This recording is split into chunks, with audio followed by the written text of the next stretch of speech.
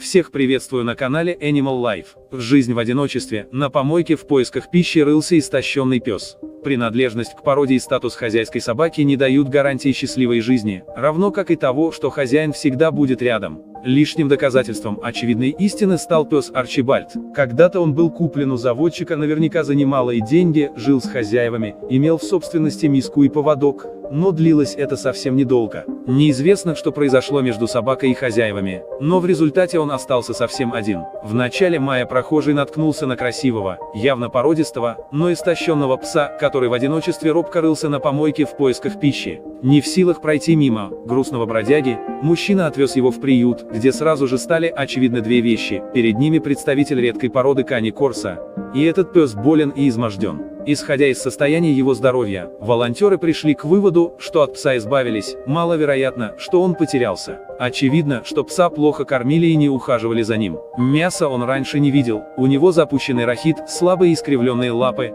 прогибы в суставах. Впрочем, по мнению ветеринаров, не все так плохо. Помочь справиться с болезнью должен возраст. Арчибальд, как его назвали в приюте, всего год, по собачьим меркам он еще щенок, пусть и подросший. К тому же в приюте взялись за здоровье пса, усиленно кормят, на него пришлось потратить весь запас витаминов, для других подопечных уже не осталось. Результат стал виден через месяц, пес немного окреп и начал набирать нужный вес. Волонтеры считают, пусть на выставках Арчибальд красоваться и не получится, но он станет прекрасным другом. Однако отбор хозяев обещает быть строгим, желающих получить бесплатно собаку дорогой породы всегда находится немало, но не все готовы к неизбежным сложностям. Сам Арчибальд, похоже, простил, что его сильно обидели люди.